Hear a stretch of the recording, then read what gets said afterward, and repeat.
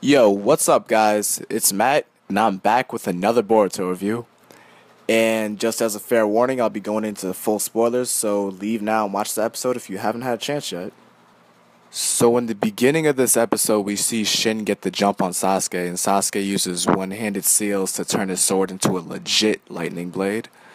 This is always cool to see because I don't think we've seen anybody use one handed seals since Minato during the war arc in Shippuden.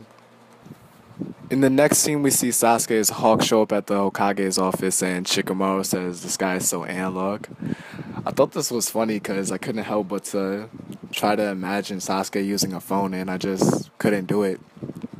Even if it was a trap phone, I just couldn't imagine it. Just to be too outrageous for me. Then Naruto decides to call generally everyone's favorite character, Kakashi, and he's just chilling like he usually does. And Naruto tells Kakashi that Sasuke ran into this guy with the Sharingan, and Kakashi tells him that he's probably a lone survivor of the Uchiha clan. Then we see Shin talking to his sensei, whose name I forgot because it's been a whole 2 years since I read this chapter, and only read it once, so I obviously remember the big plot twist in this arc, but I'll keep that to myself for those of you who haven't read the manga chapter. I also forgot why they're mad at Sasuke for killing Itachi. I think it's because they know the truth about Itachi, but maybe not the whole truth. But I honestly forgot, and I guess we'll see. Then we see Sarada and Chocho at the gate, and Chocho brings a special bag of potato chips as she usually does. And Naruto speeds off. Boruto and Mitsuki come too late with the lunchbox they were supposed to deliver to him. Then Sarada goes up to Boruto and she says that she's going to catch up to Naruto, which I think is a little unrealistic because Naruto was going pretty damn fast and they were talking for like 3 minutes. So in that 3 minutes and the speed that Naruto was going at, he must have covered at least 5 miles. And that's at Kage level speed, and meanwhile, Sarada and Chocho are still at pre-Genin speed. So, for the sake of the plot, I guess they had to catch up to him. As Chocho and Sarada are running, Shin gets the jump on them, and before they get killed, Naruto comes in like a badass. And something I gotta admit is, I can never get tired of seeing Naruto in that Hokage cloak. If you've been watching this series since you were 10 years old like me, it's just something you can never stop appreciating. Then Naruto uses the QB cloak and arms, and Shin manages to get away with the transportation jutsu.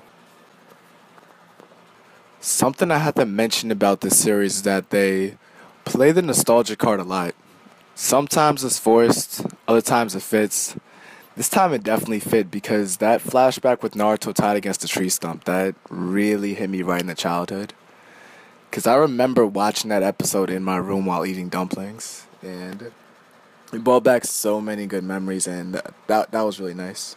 And I can understand why they play the nostalgia card so much because right now Boruto is pretty much, its whole popularity is based off of Naruto's popularity. And they have to throw in something for fans of the original series as well as bring in new stuff for the new fans. That way people like me will appreciate the flashbacks while a 10-year-old that's just starting to watch Boruto will get a little snippet of what Naruto went through to become Hokage. So anyway, Naruto tells Sarada about how Sasuke was when he was a kid. And then they finally get to the tower place and we see Sarada finally awaken her Sharingan. And as she gets into the tower place, we see Sasuke pull a blade on his daughter. And if you ask me, I think he wins the worst Father of the Year award for sure. And for Sarada, this must be pretty traumatizing because it's like you don't see your dad since you were born, and the first time you see him after, 11 years, he pulls a sword on you. That's that's pretty traumatizing. But yeah, I'm gonna keep this review short because not a whole lot happened this episode in terms of plot. But yeah, the art and animation was good. I don't think it was as good as last week's, but it was still pretty good. And I think this episode deserves a solid 8.5 out of 10. Anyways, that's gonna just about do it for this review. Um, I'm also going to put out my episode 1 review of The Defenders sometime this weekend, so be on the lookout for that. And we're going to be uploading a bunch of new content, so stay tuned, guys. But, yeah, that's going to do it. I'll catch you guys next time. Peace.